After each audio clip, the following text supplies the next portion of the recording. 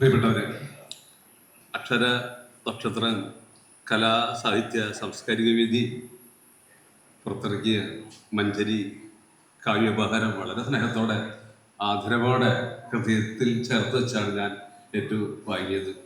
അതിനൊരു കാരണം, ഇതിൽ കവിത എഴുതിയ ഏതാണ്ട് പകുതിയിലധികം പേരും എൻ്റെ ആത്മാ സുഹൃത്തുക്കളാണ്, ഹൃദയത്തിൻ്റെ അയൽക്കാരാണ്. ഇന്ന് ഈ യോഗം ഉദ്ഘാടനം ചെയ്ത ഇതൊക്കെ പ്രിയങ്കരനായിട്ടുള്ള മലയാളത്തിൻ്റെ പ്രിയപ്പെട്ട കഥാകൃത്ത് അശോകൻ ചെരുവിൽ പുസ്തകം എനിക്ക് തന്ന് പ്രകാശനം നിർവഹിച്ച വളരെ ആദരിക്കപ്പെടുന്ന പോലീസ് ഉദ്യോഗസ്ഥരും അതിലുപരി ഒരുപാട് പുസ്തകങ്ങളും എഴുതിയിട്ടുള്ള സുരേന്ദ്രൻ സാറ്, ജനഞ്ചേട്ടൻ, അതുപോലെ വേദിയിലും സദസ്സിലുമുള്ള ആദരണീയരെ, പ്രിയപ്പെട്ടവരെ, അക്ഷര നക്ഷത്രം കവിതകളുടെ ഒരു കൂടാരമായിട്ട് മാറിയിരിക്കുകയാണ്. വളരെ സന്തോഷമുണ്ട്. കുഞ്ഞുണ്ണി മാഷ് പറഞ്ഞത്, അക്ഷരമേ നിന്നെ എനിക്ക് ഇഷ്ടപിടിച്ചു, നിന്നിൽ അരമുള്ളത് കൊണ്ട് എന്നാണ്. അക്ഷരത്തിനൊരു അരം ഉണ്ടെന്നുള്ളത് നമുക്കൊന്നും അറിയില്ല, ചിലർ പറഞ്ഞു തരും അല്ലേ. അക്ഷരം എന്ന് എഴുതുമ്പോൾ ഒരു അരമുണ്ടെന്നും ആ അക്ഷരത്തിന്റെ അരമാണ് നമ്മുടെ മനസ്സിനെ രാഗി പരുവപ്പെടുത്തി നമുക്ക് മനസ്സംസ്കരണം സാധ്യമാക്കുന്നത് എന്ന് കൂടി അതിനൊരു അർത്ഥമുണ്ടത്ര. നമ്മുടെ മനസ്സിനെ ശുദ്ധീകരിക്കാൻ വേണ്ടിയിട്ടുള്ളതാണ്, അഴുക്കിനെ രാഗിക്കളയാനുള്ളതാണ് അക്ഷരമില്ലാത്തത് എന്നൊക്കെ പറയുന്നത്. അപ്പോൾ ആരെങ്കിലും പേരെടുത്തിട്ട് ഞാനൊരു കവിത എഴുതി കളയാന്നൊക്കെ വിചാരിക്കുന്ന ഒരു മനസ്സുണ്ടല്ലോ, ആ മനസ്സിനെയാണ് നമ്മൾ നമിക്കേണ്ടത്. കാരണം അത് മറ്റു ജീവിതത്തിന് അപ്പുറത്തുള്ളൊരു കാര്യമാണ്. പലരും ബാങ്ക് ബാലൻസിനെ കുറിച്ചിട്ട് ആലോചിച്ച് വിഷമിക്കുന്ന സമയത്താണ് ഒരാൾ രാത്രി എഴുതിയിട്ട് കവിത എടുത്തിട്ട് പേന എഴുതുന്നത്. എന്തായാലും കവിത നമുക്ക് തന്നിട്ടുള്ള വലിയൊരു ചരിത്രമുണ്ട്. ആദ്യത്തെ കവികൾ തൊട്ട്, കവിക്ക് നുണ പറയാൻ പറ്റില്ല എന്നുള്ളതാണ്. കവിതയിലൂടെ ഒരു നുണയും അല്ലേ. ഉദാഹരണത്തിൻ്റെ ഒക്കെ കവിത നമ്മൾ കേൾക്കുമ്പോൾ അല്ലേ, എന്താ മതമത്സരം ചിന്തിച്ച് മദ്യക്കെട്ട് നടക്കുന്നത് ചിലർ. എത്ര കാലത്തെ അതിജീവിച്ചാണ് ആ കവിത എപ്പോഴും നിൽക്കുന്നത്, യാഥാർത്ഥ്യമായിട്ട് നമ്മുടെ മുന്നിൽ. കുഞ്ഞന്തമ്പേരൊക്കെ എഴുതുമ്പോൾ തിലകക്കുറിയും ചൊടിയും കൊള്ളാം, തലയിൽ അവനൊരു രോമവും ഇല്ല എന്ന് പറയുമ്പോൾ തലയിലൊന്നും ഇല്ല. ഒരു അങ്ങനെയൊക്കെ അന്ന് തൊട്ട് വളരെ ദീർഘവീക്ഷണത്തോടെ ആണ് നമ്മുടെ കവിത്രയങ്ങൾ പോലും കവിതയെ കണ്ടതും അല്ലെ. കുഞ്ഞന്തമ്പേരൊക്കെ രാജസദസ്സിൽ ഇരുന്നിട്ട് രാജാവിനെ ഒക്കെ വാഴ്ത്തല് ചെയ്തത് വളരെ സൂത്രത്തില് പരിഹസിക്കാനുള്ളതാണ്. അത് കവികൾക്ക് മാത്രം പറ്റുന്ന ഒരു ഏർപ്പാടാണ്. കവിതയ്ക്ക് രണ്ട് തരം അർത്ഥങ്ങളുണ്ടെന്നുള്ളതാണ് കവിതയുടെ ഒരു വിഷയം. എന്നാലും ഞങ്ങളൊക്കെ കവിത കണ്ടതും കേട്ടതും ഭ്രമിച്ചു നിന്ന ഒരു കാലം ഉണ്ടായിരുന്നു. അത് അടിയന്തരാവസ്ഥയ്ക്ക് ശേഷമുള്ള ഒരു കാലമാണ്.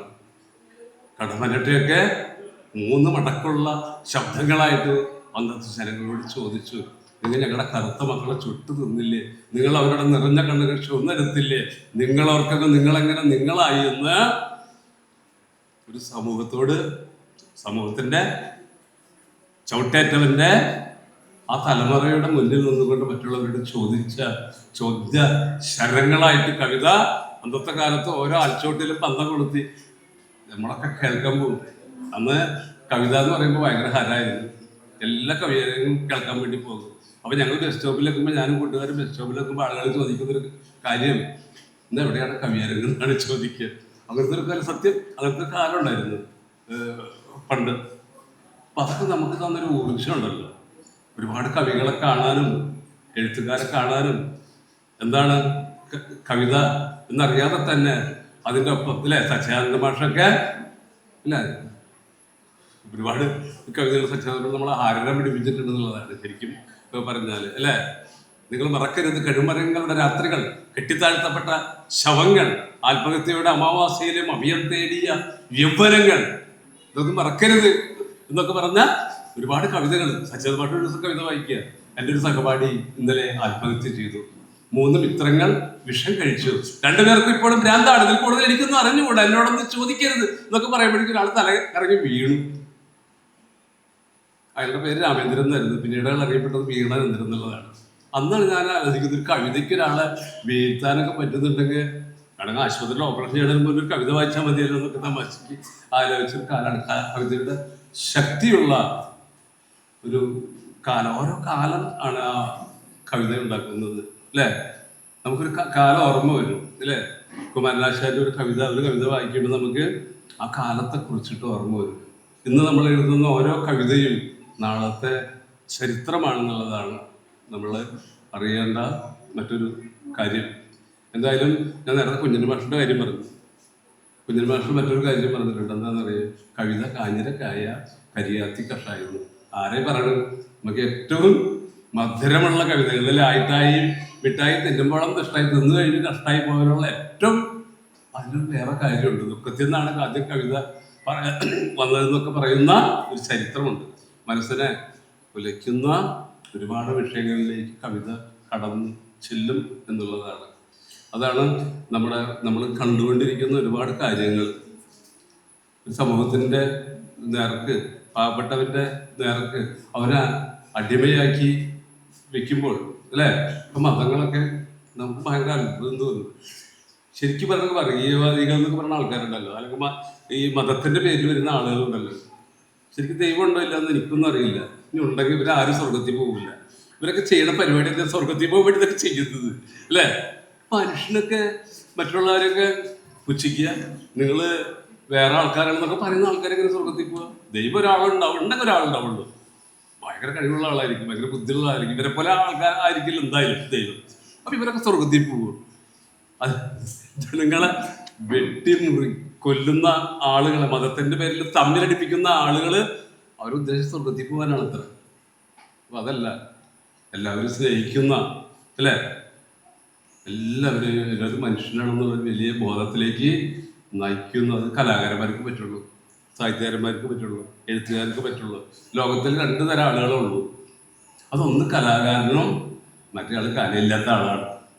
ഈ കലയുള്ള ആളുകളാണ് നമ്മുടെ വീടിൻ്റെ മുറ്റത്തിൽ പൂവ് വിരിയുന്നുണ്ടോ എന്ന് ഓടിച്ചെന്ന് നോക്കുന്ന ആളുണ്ടല്ലോ, ഒരു കലാകാരനാണ് അല്ലേ.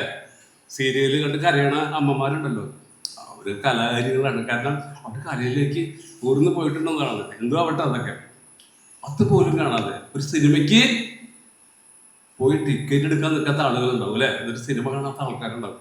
അവരാലോചന എന്താണെന്നറിയാം, എങ്ങനെയാണ് ഒരു തീവണ്ടി മറിച്ചിട്ട് എത്ര പേരെ കൊല്ലാം എന്ന് ആലോചിക്കുന്ന ആളുകള് ഒരു കവിത വായിച്ച് കോരിത്തരിച്ചിട്ടുണ്ടാവില്ല. ഒരു നാടകം കണ്ട് അവരുടെ കണ്ണ് നിറഞ്ഞിട്ടുണ്ടായിരിക്കില്ല. അങ്ങനത്തെ ആളുകളാണ് ഇന്ന് മതത്തിന്റെ പേരിൽ മനുഷ്യരെ തമ്മിലടിപ്പിക്കാൻ വേണ്ടി നടക്കുന്ന ആളുകളാണെന്നുള്ള വലിയ ബോധം, സത്യസന്ധ ബോധം നമ്മുടെ കവികൾക്ക് വേണം. ഇത്തരം വർഗീയ വിഷയങ്ങളെ തുരത്തി നമ്മുടെ മനസ്സിനെ തന്നെ അല്ലേ, നമ്മളൊരു വാക്ക് പറയുമ്പോൾ നമ്മുടെ മനസ്സിൽ എന്തെങ്കിലും വർഗീയതയുടെ ഒരു അംശം ഉണ്ടെങ്കിൽ അത് ചോർത്തി കളഞ്ഞാൽ നമ്മൾ മനുഷ്യനാവുള്ളൂ എന്നുള്ള വലിയ ബോധം, ഒരു ആഹ്വാനം നടത്തേണ്ട കാലത്താണ്, നമ്മുടെ വലിയ ചുമതലയുള്ള ഒരു കാലത്താണ് എല്ലാ കവികളും. ഞാൻ നമ്മൾ മഞ്ജരിയുടെ ഒരു പുസ്തക പ്രകാശനത്തിൽ പോയി 142 കവിതകളുടെ പ്രകാശനം ചെയ്തത് അങ്കമാലിയിൽ. നോക്കുമ്പോൾ 142 പെണ്ണുങ്ങളാ. എന്ത് സന്തോഷം! ഇത്ര ആൾക്കാർ കവിത വായിക്കുന്ന ആൾക്കാർ അത്ര ഉണ്ടോ എന്ന് എനിക്കറിയില്ല. അത്രയധികം ആളുകൾ കവിത എഴുതിക്കൊണ്ടിരിക്കുകയാണ്. പക്ഷെ നല്ല സൂചനയാണ്. വൃത്തം പോട്ടെ, വൃത്തല്ലെങ്കിൽ വൃത്തി ഉണ്ടായാൽ മതി. അതും കുഞ്ഞിന് വേണ്ട പറഞ്ഞിട്ടുള്ളൂ. വൃത്തിയിൽ കവിത എഴുതുക, അപ്പം വൃത്തം വരും. ഇനിയിപ്പോൾ നമ്മൾ താളത്തിലൊരു കവിത എഴുതി അതിൽ ഏതെങ്കിലും ഒരു വൃത്തം ഉണ്ടാകുന്നുള്ളതാണ്. ഞാനിങ്ങനെ ഇത്രയധികം പറയണ്ടല്ലേ. ഇതൊരു മനുഷ്യൻ നിൽക്കണം, ഉപ്പയ്യാറ, എൻ്റെ വളരെ അടുത്ത സുഹൃത്താണ്. ഞാൻ അശോകരോട് പറയായിരുന്നു, ഇദ്ദേഹം നമ്മളോട് പെരുമാറുമ്പോഴും മൈക്ക് കൈ കിട്ടിയാലും ഒരുപോലെയാണ്. അങ്ങനെയാവണം അല്ലേ. ചില ആൾക്കാരുണ്ട് ഹലോ വെറുതെ. എൻ്റെ സുഹൃത്തുണ്ട്, നാടകക്കാരനാണ്. വർത്താനം പറയുമ്പോൾ എന്തൊക്കെ അതിശാല വിഷയം എന്നൊക്കെ ചോദിക്കും അല്ലേ. നാടകത്തിൽ അഭിനയിക്കും, ഭയങ്കര ശബ്ദം. നാടകത്തെ കുറിച്ച് കേട്ടാലും ചേട്ടൻ നാടകത്തിൽ അഭിനയിക്കുന്ന ആളാണോ ഒരു കുട്ടി ചോദിച്ചു അവരോട്, ബഷീറിനോട്. അതെ, നാടകത്തിൽ അഭിനയിക്കുന്ന ആളാണ്. അപ്പൊ ഇന്ന് നാടകമുണ്ടോ? ഇന്ന് നാടകമില്ല, നാളെ 2 കളികൾ. അപ്പൊ ചേട്ടൻ ഇവിടെ ആശുപത്രിയിൽ എന്താ? അമ്മയ്ക്ക് ദിവസമൊക്കെയല്ല. അങ്ങനെ 2 ശബ്ദമാണ് മയക്കം കിട്ടുമ്പോ അമ്മയ്ക്ക് ദിവസം. അപ്പൊ ജീവിതത്തിൽ കിടന്ന് നാടകം അതൊന്നും കുഴപ്പമായിട്ടല്ല പറയണം. അങ്ങനത്തെ ആൾക്കാരുണ്ട്. ഇദ്ദേഹത്തിനെ പോലെ മൈക്ക് കിട്ടിയാലും കിട്ടിയില്ലെങ്കിലും കൃത്യമായിട്ട് നല്ല രീതിയിൽ സത്യസന്ധമായിട്ട് സംസാരിക്കുന്നതും കൂടി അതിൽ ഒരു കവിതയുണ്ട്. വളരെ സന്തോഷമായി ഈ പുസ്തകം ഏറ്റുവാങ്ങാൻ കഴിഞ്ഞതിൽ. പ്രിയങ്ക, അടിപൊളി. അപ്പൊ ശരിയേട്ട, സന്തോഷം, വളരെ സന്തോഷം.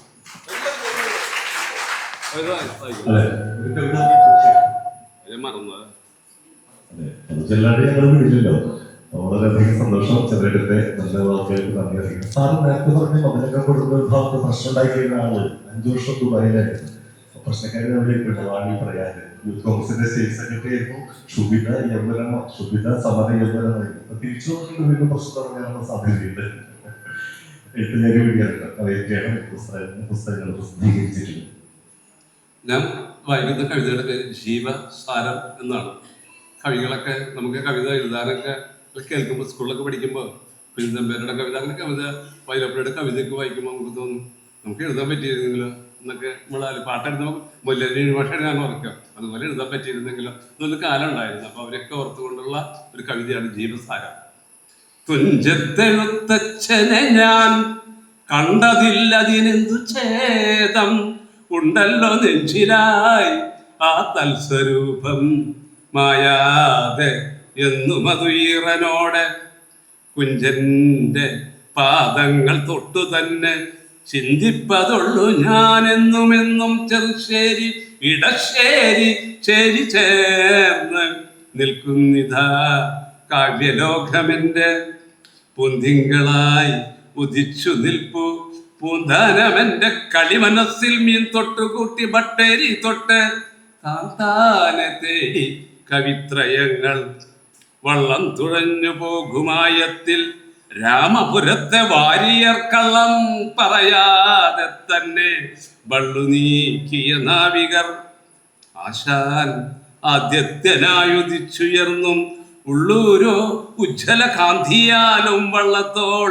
ഉള്ളം തെളിച്ചു തന്നും പിയോ കാവ്യ പിതാമഹൻ തൻ ചങ്ങം പുഴ പോലെയല്ലോ ചങ്ങാത്തമായി തളിർ അലഞ്ഞൊറിഞ്ഞും വയലാർ തിളയ്ക്കും ഒരോർമ്മ പോലെ ആത്മാവിലെ തീയണച്ചിടാതെ മാമ്പഴത്തേൻ പഴമായി വൈലോപ്പിള്ളി നാടിൻ മിടിപ്പിന്റെ നാദമായോ എന്വിയും ഗ്രാമകോകിലത്തിന്റെ ശീലുമായി പി ഭാസ്കരൻ ജീവിതഗന്ധം തൂവി ജീയുണ്ട് മുന്നിൽ തന്നെ കടമനട്ട കാവ്യകാവു തീണ്ടി ഉറഞ്ഞാടി എത്തുന്നു വീര്യമോടെ കുഞ്ഞുണ്ണി മാഷോ കുസൃതിയോടെ കൈവിടാതങ്ങനെ കൂടെയുണ്ട് മുല്ലനേഴി മുല്ലമാലയായി വാടാതെ ജീവസുഗന്ധമായി അയ്യപ്പനോ അലയും നോവുമായി വിനയചന്ദ്രൻ പാടും തിരകളായി കീഴാള മനസ്സിന്റെ അടിമക്കയങ്ങളിൽ ഉയർന്ന തീപ്പന്തങ്ങൾ അറിവിൻ നിറവായി തന്നവർ കുലം ഭാഷ ജീവിതസാരം തേടാൻ അച്ചമ്മവേവും പഴം പാട്ടു തന്നു പതിരില്ലാതെ അച്ഛൻ കനിഞ്ഞു നേരും അതിരില്ലാതമ്മയോ നന്മ തന്നു ഇവർ തന്നതല്ലാതെ എന്തുണ്ട് ഭൂമിയിൽ വെറുതെ എനിക്കു നിവർന്നു നിൽക്കാൻ ചെറുതായി എനിക്കൊന്നു പുഞ്ചിരിക്കാൻ അതുമാത്രമാണ് എൻ്റെ അഹങ്കാരമായി അതുമാത്രമേയുള്ളൂ അഹങ്കാരമായി. സന്തോഷം.